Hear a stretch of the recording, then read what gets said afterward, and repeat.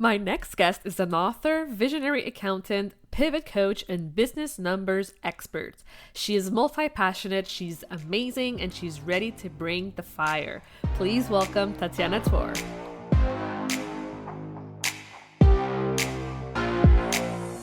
Welcome to the Powerful Female Leaders Podcast. I'm your host, Anna Patricia Bourgeois, certified business coach.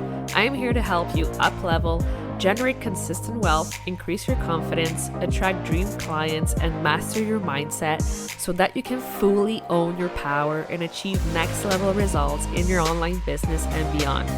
Every week, a powerful conversation will take place with amazing guests, or I'll share from my experience to help inspire you to start and scale the business of your dreams while being powerfully you. The time has come to stop playing small, stop hiding, and stop waiting. Now is the perfect time for you to passionately pursue your heart's desire as the powerful leader you were born to be. Are you ready? Let's do this. Hello, everyone, and welcome to another episode of the Powerful Female Leaders Podcast. I am here today with Tatiana. Hello, Tatiana. Hi, Anna. Thanks so much for having me on. Yes, I'm so excited to speak with you today because I know you're not only an author, you're an accountant, you're a business expert. You are someone to look up to if we need help with our taxes, getting our money anxiety under control. So, can you tell us more about who you are and what you do? Absolutely. So I actually run 3 businesses. Number one is the primary business right now, but probably not forever, is the boutique tax and accounting firm. We work with clients to help them become more profitable, stabilize their cash flow, and proactively reduce taxes. And it's a concierge service. So it's a done-for-you setup. My second business is the author and speaker business, where I'm an author of the book. I'm going to author probably more books in the future. I also speak, and so on and so forth. And the third business is actually the one that I'm hoping primarily, in addition to the author business, will be the primary business eventually, is the course creator. I create courses for moms and women, and also a career pivot coach. I kind of try to work with women and moms through my membership programs for my courses and things like that, and help them really find and build something that's theirs on their own terms, and something that something that allows them to actually make money doing what they love. Yes, I love that so much. And oh my gosh, like you're so like diverse. You do so many different things. And that's actually one of the questions that I get a lot. It's like if I'm multi-passionate, if I have different skills, how do I best showcase them? And I think you're the prime example of this. So have you ever like gotten those types of questions, and like how were you able to go for it and go into different routes and yeah, keep a clear head at the end of the day? Essentially what happened was in 2019, I actually have wanted to write a book for some time. Before I wanted to write a book, I kind of always wanted to do what I do because I love accounting, I love taxation, I love seeing people implement things and get Hmm. more money into their bank account, become more profitable, and actually build lives that are meaningful to them, where they can have passion, but also money for the life that they want. And so I've kind of seen my impact for clients, and my business has grown tremendously. And Hmm. we no longer work with startup businesses because typically there's just no budget for it. We also don't work with once a year type clients. Mm. And so the next step for me, kind of as I grew personally and professionally, was to write a book. And in 2019, early 2019, I read the book Profit First. I reached out to the Profit First Professionals Hmm. organization. I wanted to basically become a Profit First professional, but also I asked, what would it take for me to write a Profit First derivative book? So I wanted to write one first for an industry that I've worked with a lot, and I saw a lot of need for. And reached out to Mike Michalowicz, and we had a conversation about potentially a derivative book and da da da. And he said, why don't you come to this event that I'm hosting for authors? We're going to share best practices. Like, he's a really monster when it comes to, in a good way, when it comes to book promotion and stuff like that. And so it was like a 2-week notice for me. And I was like, why not? So I jumped at the opportunity, went to the event, and it was Mike, his writing partner, and also his book launch director were sharing the tools to basically write and launch the book that changes lives. And so as I was sitting there and listening to Mike talk about his author journey, and also before that, I came there thinking I want to write a book that kind of marries the profit first concept with the tax reduction concept. And so as I was sitting there, I initially thought that I wanted to write a book to bring more clients to my business. But then as I was sitting there, Mike was talking about how his journey of authorship has changed his life, and just in general, how it affected his life and family and everything else. I found myself thinking that as much as I love tax and accounting, I love it. I mean, I'm obsessed, and I can work, day and night because I love what I do. But as much as I love it, I don't want to do just taxes for the rest of my life. And so that revelation was huge for me. I realized that, now that I know this, I want to do something else also. And I wrote a book, a really good book that I'm very proud of. And the more I'm into it, the more I feel like I'm not multitasking. I'm just I'm creating a wave. Instead of swimming with the current, I'm actually creating my own wave. And so that inspires me even more to move forward and to do other things. And so that's really cool. Yeah, it is. It is amazing. And I applaud you for doing that and taking that route. I imagine it wasn't easy when you first pivoted and tried different things. Like, what was the biggest mindset shift you had to go through? Needed to have it all happen quickly. And that's what I think a lot of people go through that process, because we all want to be the next Facebook. Well, maybe not all of us, but many of us want to be the next Facebook and things like that. And so I wasn't an exception. I wanted, I thought, oh my God, like I'm running a business. So my primary business, the one that's primary right now, has always been a priority. So if there was a client situation, meaning like there was something needed to be done, like paperwork needed to be filled out, or tax season or whatever, I actually put that at the top of the list, because I knew that this business is feeding my passion, and it's allowing me to do what I want to do outside of just accounting. And so because of that, it always came first, regardless of what was happening with the book and everything else. And so, when I started prioritizing work, I felt bad. I felt guilty that, I'm not working on the other stuff. I'm not working on the other stuff as quickly as I would like to. And so that was kind of a love-hate relationship for about a year and a half. And then I got over it. Then I realized that it's not a destination, it's a journey, especially when my book launched. I realized that that's the case. And so it was really helpful for me to realize that, because from that point on, I knew that I just need to keep moving forward, because I've had situations where I wanted to force something to come out, meaning, let's say, a plan or an audience description or whatever, and then I didn't have time to force it, to sit down and force it, think about it. I said, and then it happened on its own. And so I learned that there is sometimes benefit, I guess is the word, in sitting and waiting sometimes before, especially when it comes to audiences and your messaging and everything else, because it changes so many times during, throughout your career and throughout your business journey. It really is important to not procrastinate. So this is different from procrastination. This is more of, I was really dreading sitting down and thinking about, oh, how do I describe my ideal client? Which audience do I talk to? Why do I need to niche down? And that was really, it took me about a year to figure that out.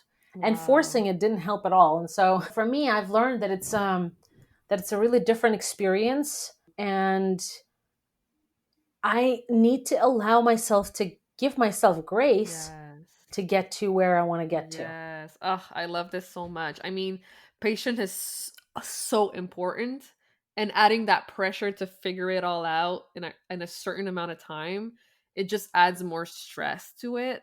So I totally relate to what you're saying, and I'm glad that you came to that realization and that you gave yourself more grace, like you said. Yeah. Yeah.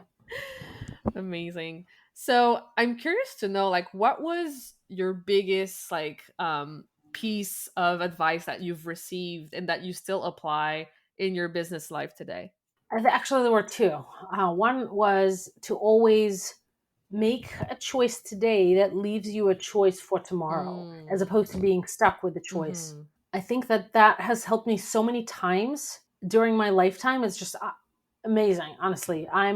My mind is blown every time it happens. For example, I'll give you an example. I really wanted to finish my bachelor's quickly because, I came to the United States. I had to transfer credits. I had 2 years completed and, abroad, in another country. And so I came to the US, and this urge of finishing quickly, Mm. which is something that, let's say, a degree in economics would allow. I wanted to do that. I wanted to just go for economics because I wanted to be a lawyer. I wanted to go to law school, and I was very tempted to just declare economics as my major and basically just go for it and complete it quickly and then figure out what I want to do, kind of thing, like before I go to law school, for example. Then I kind of took a little time. I took probably a month or so before the deadline when I had to choose, and I was working as a bookkeeper at the time, kind of like a junior bookkeeper. And I remember thinking that, I'm making pretty good money for I had to support myself financially. And so I'm making pretty good money, decent money. And wouldn't it be nice to make that and be able to go to law school, which is what I wanted at the time? Go for it. And so I realized that accounting is a skill, and accounting major in college included a lot of the courses from the Mm-hmm. economics major. So I changed my mind. Essentially, I added a year to my degree, which is a big deal when you're 20, 20. Yeah. And so at 20, you want everything done like in a year. And so I basically pursued accounting degree, pursued that skill, and somewhere kind of on that journey, I fell in love with numbers. I fell in love with small business accounting, and I didn't go to law school. I just got really into the accounting and taxation. I really loved it, and I still love it. And I think it was meant to be. But by choosing accounting, I could become an economics person, because I Mm-hmm. took the same classes. I just took more that were towards kind of accounting education degree and license. And Mm-hmm. so that piece of advice was so meaningful and transformational throughout my life, not just in that choice, but this was just one example Yeah. that I feel like that's something that people need to remember. And the same applies to health. You need to make choices today that will allow you to have a choice Yes. later with your health. And so that's what I follow to this day. Wow, that's so powerful. I love that. Thank you for sharing. So I asked this to everyone who comes on the podcast, and I'm very curious to know your answer. What does being a powerful leader mean to you? Being a powerful leader means serving your tribe, serving your crowd, serving your people that you may never ever meet. The reason I wanted to write the book is because, as I mentioned in Mm-hmm. the beginning, I haven't worked with startups for about 3 years now. I don't take on once a year tax return engagements because there's no value in it for the client, and there's no value for it for me too. And the reason being that in order to have a meaningful relationship with an accountant, in order to pay less taxes, it's not a once a year relationship. It's not a once a year engagement. And so I realized that for me, it was meaningful, to have an impact. And I saw the impact that I make with my business. But at the same time, I stopped working with the people that I wanted to affect the most, meaning whose lives I wanted to transform the most, because by the time they grew and their businesses would have grown to be able to come to someone Mm-hmm. like me for service, they would have been already through, potentially anxieties, lost money, lost time, or all of the above. And so I wanted to really change the world. And I think that leadership is a lot about that. It's not about you necessarily. There's nothing wrong with making money when you do that. But I think my intention was much more to help those who want to start a business or do something on their own. Maybe it's a mom, maybe it's a creative mind who is dreaming about starting a business or starting something for themselves, something where they don't have to answer to anybody else, and doing it right. And I wanted to impact those who've been thinking or dreaming about it for some time and give them a roadmap, because those are the people that I don't work with anymore directly. And so I can't affect their lives. But with a book, I can actually have an effect on many more lives through that book and help them do this better, help them do this smarter. And that's kind of, for me, what leadership and being a leader means. Oh, this is so good. I agree 100%. Do you have, any last piece of wisdom that you'd like to share with our audience today? I think it's important for all of us to, and I remind myself about this pretty much all the time. I think it's important to dream bold. It happens to coincide with my book title, but my book is called Dream Bold, Start Smart. But I think that the dream bold component is the ultimate must-have for everyone in life. If you don't have a dream that scares the wits out of you, it's not bold enough. Think bolder, think something that scares you. And it doesn't mean that in the moment you don't set aside your dream, your bold dream, to potentially pursue something that's bolder in that moment, like watching your kids grow up. But it does mean that you do make the steps forward, even if they're baby steps forward. And so I think that it's really important to remember to dream bold, always dream bold. Oh, yes. Amen. I love that. So where can people go to connect with you further in the online space?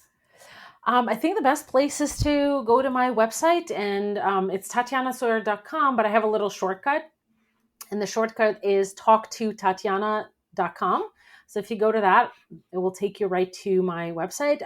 All my programs and book and all the work that I do are there, and it's easy to connect through that with me as well. And I think that's the best way. And social media, I'm mostly hanging out on Instagram, even though I'm present in all of the platforms. I think that's the best way. Yay. Awesome. Well, thank you again so much for being here, for giving so much value. I appreciate you and wish you nothing but the best. Thank you so much, and thanks for having me on your show. Thank you so much for listening to this episode of the Powerful Female Leaders podcast. If you love this episode, make sure to spread the message, leave a review, and subscribe. I would forever be grateful for you. I also want to hear from you, and I want to know your feedback and your questions for future episodes. So don't be shy, say hi, and send me a message at Powerful Female Leaders Podcast on Instagram. Until then, I'll see you on the next episode.